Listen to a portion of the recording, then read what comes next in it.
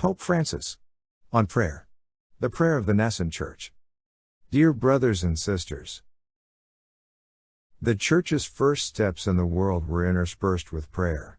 The apostolic writings and the great narration of the Acts of the Apostles give us the image of a church on the move, an active church which, however, finds the basis and impulse for missionary action while gathered in prayer. The image of the early community of Jerusalem is the point of reference for every other Christian experience. Luke writes in the book of Acts, "And they devoted themselves to the apostles' teaching and fellowship, to the breaking of bread and the prayers." The community persevered in prayer. We find here four essential characteristics of ecclesial life: listening to the apostles' teaching, first; second, the safeguarding of mutual communion; third, the breaking of the bread; and fourth, prayer. They remind us that the church's existence has meaning if it remains firmly united to Christ, that is, in community, in His Word, in the Eucharist and in prayer. It is the way we unite ourselves to Christ. Preaching and catechesis bear witness to the words and actions of the teacher. The constant quest for fraternal communion shields us from selfishness and particularisms. The breaking of the bread fulfills the sacrament of Jesus' presence among us. He will never be absent. It is really Him in the Eucharist. He lives and walks with us. And lastly, prayer, which is the space of dialogue with the Father, through Christ in the Holy Spirit. Everything in the church that grows outside of these coordinates lacks a foundation. To discern a situation, we need to ask ourselves, in this situation, how are these four coordinates present? Preaching, the constant search for fraternal communion; charity, the breaking of the bread, that is, Eucharistic life; and prayer. Any situation needs to be evaluated in the light of these four coordinates. Whatever is not part of these coordinates lacks ecclesiality. It is not ecclesial. It is God who creates the church, not the clamor of works. The church is not a market. The church is not a group of business people who go forward with a new business. The church is the work of the Holy Spirit whom Jesus sent to us to gather us together. The church is precisely the work of the Spirit in the Christian community, in the life of the community, in the Eucharist, in prayer. Always. And everything that grows outside of these coordinates lacks a foundation. It is like a house built upon sand. It is God who creates the church, not the clamor of works. It is Jesus' word that fills our efforts with meaning. It is in humility that we build the future of the world.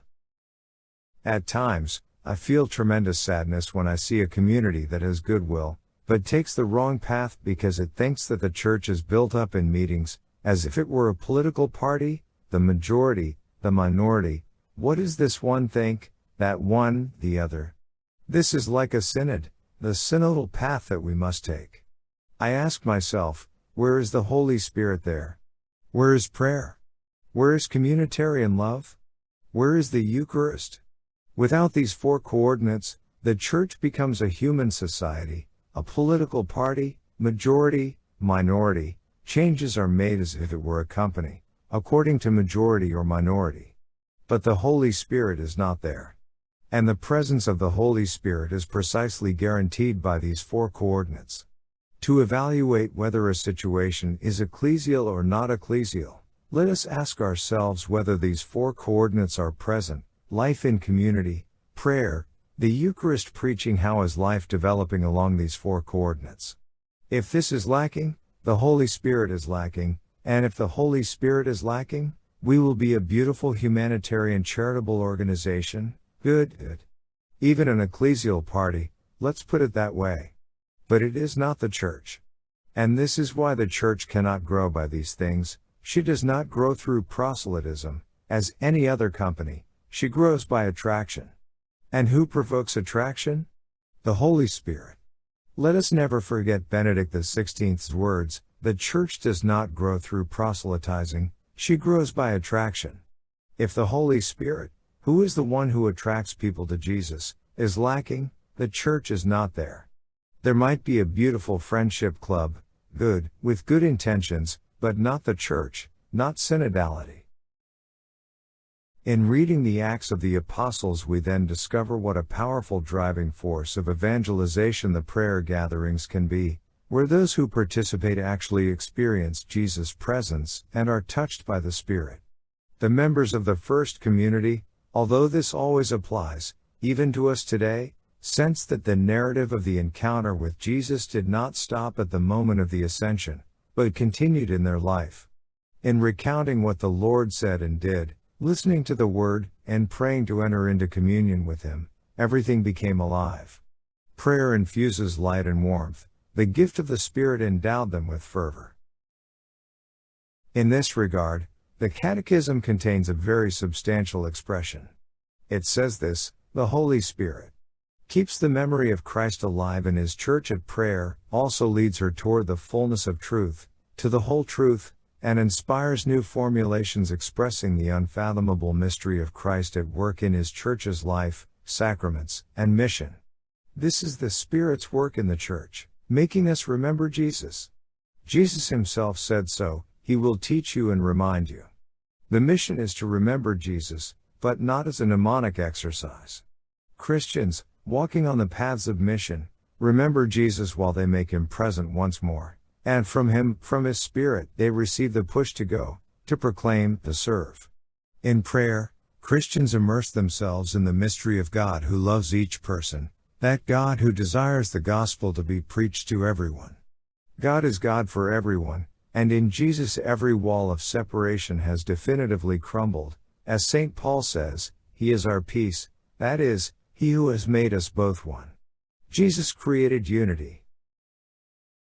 In this way the life of the early Church had the rhythm of a continuous succession of celebrations, convocations, times of both communitarian and personal prayer. And it is the Spirit who granted strength to the preachers who set out on the journey, and who, for love of Jesus, sailed the seas, faced dangers, subjected themselves to humiliation.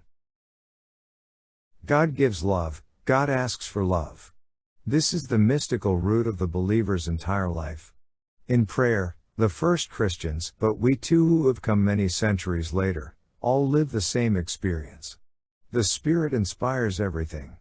And every Christian who is not afraid to devote time to prayer can make his or her own the words of the Apostle Paul: the life I now live in the flesh I live by faith in the Son of God, who loved me and gave Himself for me.